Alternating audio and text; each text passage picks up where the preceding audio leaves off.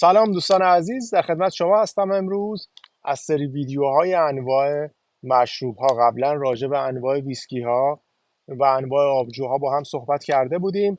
اگه اون ویدیوها رو ندیدید لینکش رو براتون میذارم تو قسمت توضیحات. خالی از لطف نیستش که یه سری بهشون بزنید و ببینید. اما امروز با هم یه سری میزنیم به مکزیک و من یه اطلاعات مختصری راجع به انواع تکیله ها و مسکال ها بهتون میدم. وقتی که تو قرن 15 میلادی اسپانیایی‌ها قاره آمریکا رو کشف کردن، یه مشروبی به اسم مسکال از میوه گیاه آگاوه توی مکزیک تولید میشد. آگاوه گیاهی هستش که تو مناطق خشک و بیابونی و به کمک گرد افشانی خفاش‌ها تکثیر میشه. به روش سنتی می اومدن برگ های آگاوه رو از قلبش جدا میکردن تا به قلبش یا به همون میوه آگاوه که بهش میگن پینا برسن. پینا رو توی کوره های زیرزمینی برای چند روز میپختن. بعد از اون پینا باید خورد میشد. اونها رو توی چرخهای دستی میذاشتن به اسم تاهونا که این چرخها معمولاً یا به وسیله آدم‌ها یا به وسیله حیوانات، اسب و خر و الاغ به حرکت در می اومد. این قلب گیاه آگاوه خورد میشد اونجا، آبش جدا میشد ازش و بعد از اون وارد مرحله تخمیر و تقطیر میشد. مشروبی که تولید میشد و بهش میگفتن مسکال و هنوز هم مسکال تولید میشه و طرفدارهای خاص خودش رو داره. اما تو قرن 16 اسپانیایی‌ها فهمیدن که مسکال رو اگه از میوه آگاوه خاصی، یعنی از آگاوه آبی تولید کنی، مزه بهتر و نرمتری داره.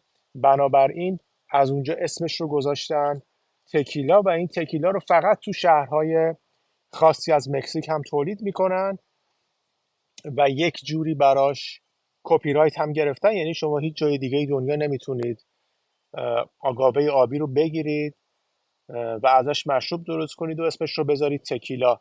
دقیقا همین اتفاقی که برای ویسکی اسکاچ میفته، همین اتفاقی که برای کنیاک میفته یا برای خیلی از مشروب های دیگه که در واقع این کپی رایت رو دارن. تکیله ها 3 مدل اصلی دارن و چند مدل فرعی. تمام این مدل ها دقیقاً توی مسکال ها هم وجود دارن.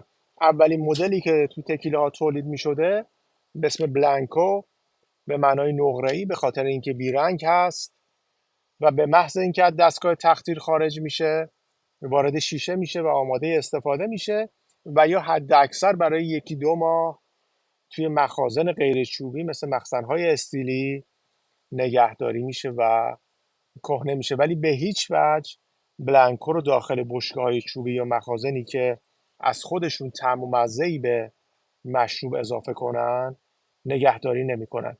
از نظر طعم و مزه بسیار مزه قوی و تند آگاوه داره و تقریبا جزو بدمزه ترین تکیله ها هستش. مدل بعدی رپوسادو به معنای استراحت کرده که بین 2 تا 12 ماه توی بشکه های از جنس بلوط نگهداری میشه و برای همین یک مقداری رنگ چوبی به خودش میگیره. از مشخصهاش اینه که یک مقداری طعم چوبی و کاراملی داره. اگه تفاوت رنگش رو بخوایم ببینیم نسبت به بلانکو، میتونید ببینید که این یک مقداری رنگ چوبی کاراملی به خودش گرفته. مدل بعدی تکیلای آنیخو. ممکنه خیلی جاها شما آنیهو بشنوید به خاطر اینکه خیلی از انگلیسی زبان‌ها تلفظ حرف خ رو ندارن.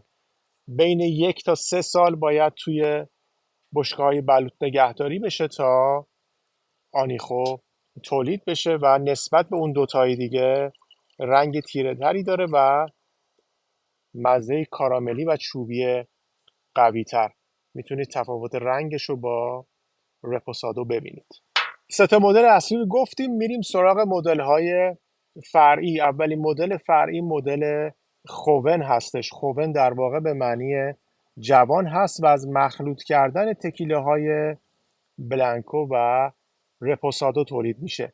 به این صورت که حالا یک مقداری از، معمولا چون رپوسادو تکیلای گرونتری هست، یک مقداری از رپوسادو رو با بلانکو قاطی میکنن و بهش یه رنگ و طعمی میدن و اسمش رو میذارن خوبن. یا میتونن که اصلا رپوسادو بهش اضافه نکنن و فقط طعم و رنگ کاراملی رو بهش اضافه کنن که باز هم اسمش خوبن میشه. مدل فرعی دوم روسادوه. روسادو در واقع همون رپوسادویی هستش که تو بشکه های شراب قرمز نگهداری شده، بنابراین یک مقداری رنگش به صورتی مایل میشه و طعم و مزه خیلی نرمتری نسبت به رپوسادوها داره. مدل آخر تکیلای اکسترا آنیخو که حداقل 6 سال بعد توی بشکه‌های بلوط کهنه بشه.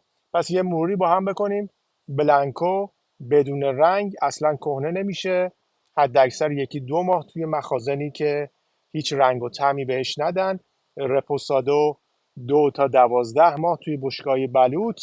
آنیخو 1 تا 3 سال توی بشکه‌های بلوط. اکسترا آنیخو حداقل 6 سال تو بشکه‌های بلوط.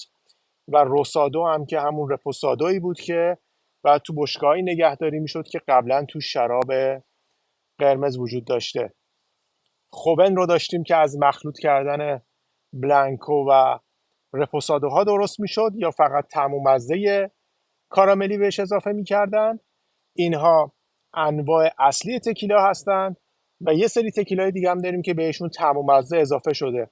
از معروف ترین این تکیلاها میتونیم تکیلای قهوه و تکیلای خامه ای رو اسم ببریم. البته خب مزه های دیگه ای هم به تب وجود داره ولی معروف ترینشون همین خامه ای و قهوه هستش. خوردن تکیلا هم برای خودش یه رسم و رسومی داشته، اون هم به خاطر این بوده که این مشروب خیلی مزه تند و زننده‌ای داشته، برای همین به یه روشی میخواستن که این مزه بد رو مدیریت کنن. درسته که الان تکیلاها دیگه اون مزه عجیب غریب تند رو نداره و میتونید شما تکیلا رو توی لیوان الان بریزید و بخورید، ولی خب به سنت قدیمی خیلی دوست دارن همچنان تکیلا رو توی شات بریزن و قبل از خوردن تکیلا یه خورده رو دستشون نمک بزنن و اول نمک و لیس میزنن،